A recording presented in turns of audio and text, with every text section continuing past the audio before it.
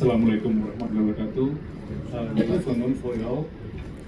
His Excellency, Mr. Wisuryo Susilo, the Ambassador of the Republic of Indonesia for the United States of America, Mr. Herman Sayruddin, DG of the Finance Sector Stability and Development Ministry of Finance, Mr. Wemby Saputra, Executive Director for the Southeast Asia Voting Group, World Bank Group, distinguished speakers from the side event 2026 spring meeting, where we address the urgent need to discuss about the productivity-led growth pathway amid rising global volatility, geopolitical fragmentation, and shifting supply chains. Economies traditionally have become less predictable, underscoring the importance of strengthening domestic engine of growth and ensuring resilience to external shock. The challenge is not only how to grow, but how to create inclusive growth, productive, inclusive, and resilient manners with structural transformation in our policy agenda.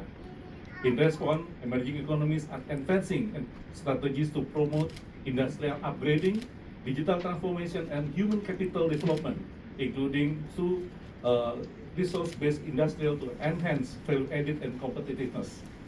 At the same time, the role of international institutions and development partners remain important in supporting evidence-based policy making and knowledge sharing through enhance insight and business dynamism and digital innovation in advance a shared vision of inclusive and sustainable growth toward high income status.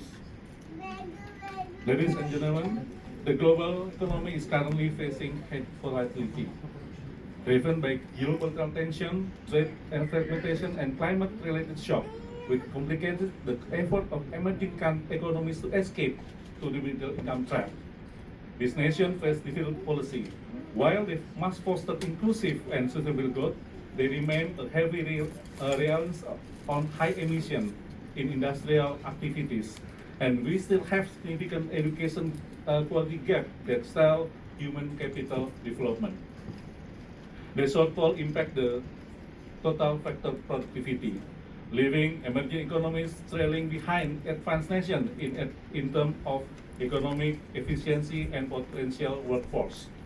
To navigate these systemic challenges, emerging economies must prioritize the strategic structural transformation that enhance productivity and expands quality of the opportunity employment. This involves a deliberate pivot towards industrial upgrading, such as natural resource-based industrial deepening, while simultaneously integrating digital transformation and infrastructure investment. By coupling industrial policy with human capital development and environmental sustainability, nation can build a resilient economic framework capable of achieving long-term prosperity and high-income status. Ladies and gentlemen, in Indonesia, now this challenge is underscored by stagnant TFP, as growth has historically relied on labor and capital accumulation rather than innovation. As the traditional growth driver become less reliable, shifting focus toward productivity is now essential to determine the quality and sustainability of our long-term growth.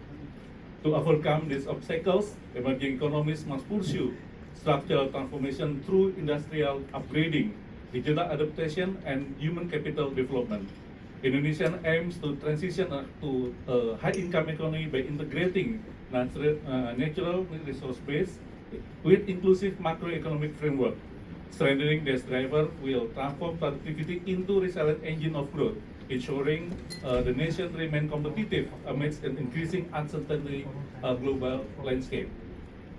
Navigating today's complexity requires a comprehensive development agenda and collective commitment, as no country can succeed in isolation.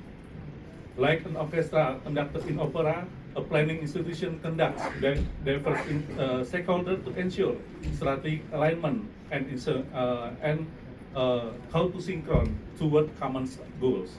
This structure direction allow a nation to anticipate global shift and maintain steady progress despite external shocks, and a model successfully utilized by the country like the Vietnam, China to drive structural transformation.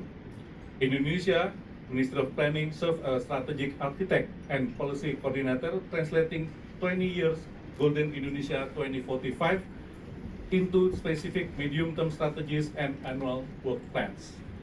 Vision 2045 like the umbrella that giving our and navigate our program.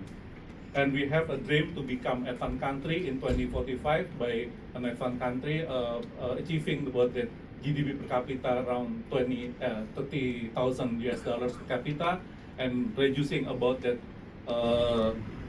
inequality both the region and the income, improving the quality of human capital, but still maintain about the environment. So this is like a balance between the growth and environment. To complete my speech, escaping the middle income trap requires a holistic approach where macroeconomic stability is deeply coupled with the target industrial policies, continuous skill development, and vibrant business dynamism. As a middle country, we must strategically pivot from the over-reliance on the raw material export toward expensive value-added industrial development, ensuring that our economic advance remain resilient to the global future shock. Environment sustainable and broadly inclusive for the all segment of society. This is where the role of international institution and development partner becomes indispensable, particularly in facilitating about that knowledge sharing, capacity building, and supporting evidence-based policy. Today, we are privileged to hear from the distinguished lineup of experts from the World Bank Group, OECD, ADB, and academia who will explore these critical themes in depth.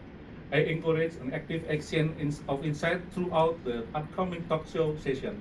Thank you very much, and I wish you we have the high